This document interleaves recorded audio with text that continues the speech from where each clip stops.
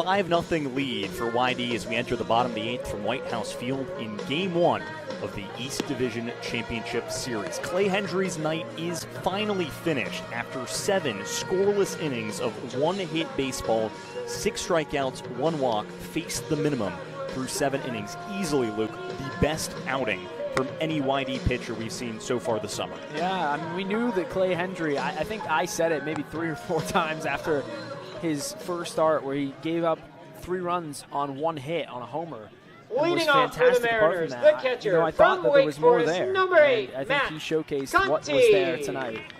A really impressive performance from the righty, and he may have just earned YD a spot in the championship if they can just pull out one of the next 2 and hold on here tonight. So Drake Fry's the new righty on the mound from San Diego. Faces Matt Conti, the catcher for Harwich. First pitch to Conti, up and in with the fastball at 91. 1 ball, no strikes. Fries, 5 appearances in the regular season, a 4.05 ERA. Through 6 2/3 innings of work, 7 strikeouts, 5 walks. 1 ball, no strikes. Popped sky high over towards us, behind our heads down the first base side as it bounces off the pavement, and it's a souvenir for a fan behind us.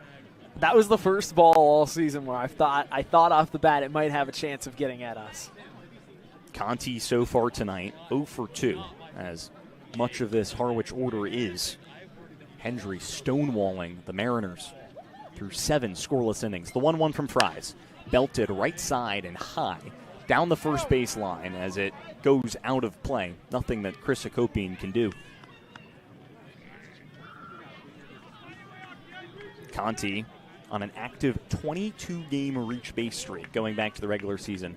Finished the regular season reaching base in 19 consecutive games, the longest streak of any Mariner at any point this summer. Infield plays the catcher straight up. 1-2 from Fries. Takes his time and tosses low and outside. Breaking ball. 76 miles per hour on the curve for ball 2. 5-0 lead for YD in the 8th. 2 balls, 2 strikes, no outs to Matt Conti. Fries, guns. Fastball, called strike 3, inside corner. There's 1 gone in the 8th. Fries just picking up where Hendry left off. Getting a bunch of called strikeouts. My goodness. This Harwich lineup tonight has just not had it. From right, and maybe skate, with a little 10, bit of the release Patrick from beating Brewster, Fultz. playing those 3 games a little bit more tired. YD gets a chance to take the day off, just relax, and they have come in here looking completely refreshed. Patrick Fultz now, who reached on a walk in his last plate appearance in the 5th, struck out earlier. Swings at the first pitch, chops it right side, trickling over to Hakopian, who plays it and steps on the bag for out number 2. 2 up, 2 down in the 8th.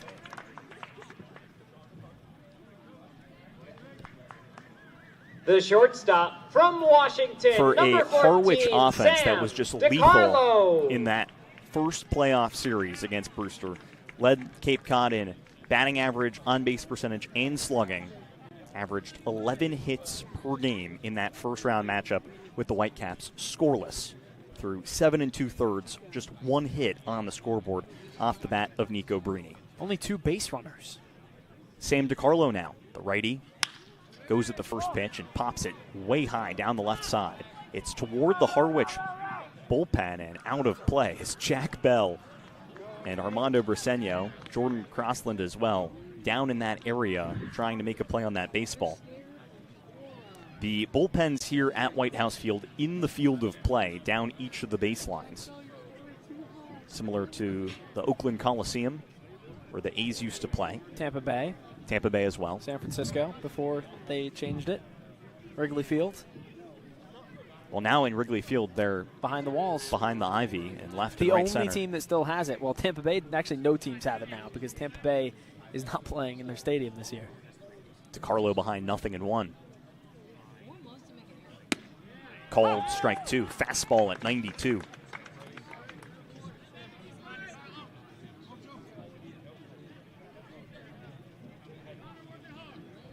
Fries looking for a 1-2-3 inning.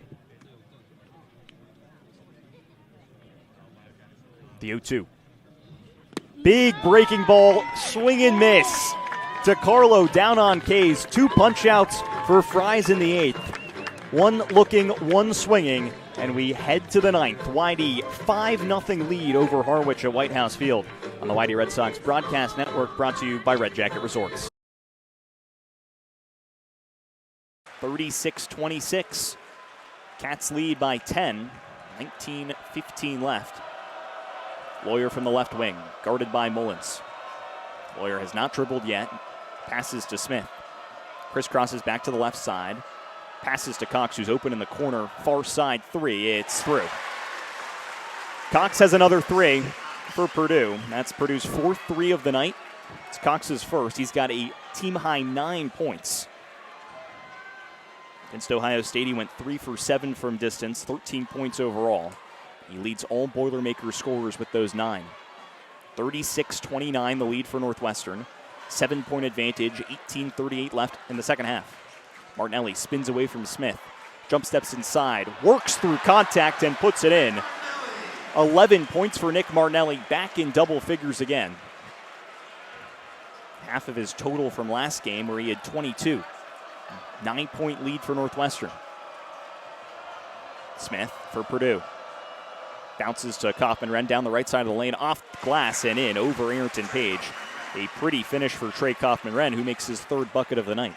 Up to 7 points for Kaufman-Renn.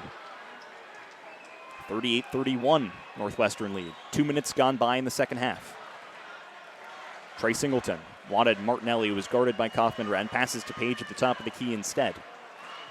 Mullins comes to collect. Bounce pass to Page from the right wing. Feeds inside to Martinelli. Flips away from contact. No call after he airballed the shot. And now Smith moves ahead. Lawyer, one more pass to the corner. It's Cox. He rattles home another. It spins through. 38-34, Purdue within 4 as the Boilermaker fans on their feet. A sea of gold and black rises in Evanston as Purdue inches to within 2 possessions. Martinelli looking for a response down the right side. Feeds back to Jaden Reed, who thought about a 3. He's guarded by Clough after he closed out. Reed lost the ball for a second. 4 on the shot clock. Kicks to Martinelli. Right wing triple. Answers back. Nick Martinelli, his second 3 of the night. He's got 14. And he momentarily quiets the Purdue fans. 7-point lead for Northwestern. Interior feed picked away by Trey Singleton. Cats running in transition over to Mullins on the right wing. He slows down for a second and bounces it back to Reed. Finds a way inside. Bounce pass to Trey Singleton on the right baseline, who twirls back for Reed. Reed takes the screen from Singleton. Now has Clough on him.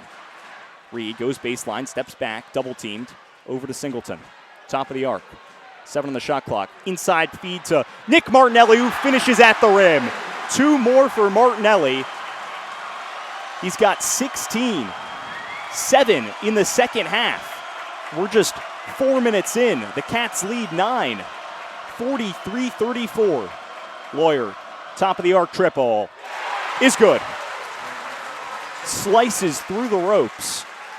It's a 6-point lead for Northwestern as Lawyer up to 10 points. His second made 3.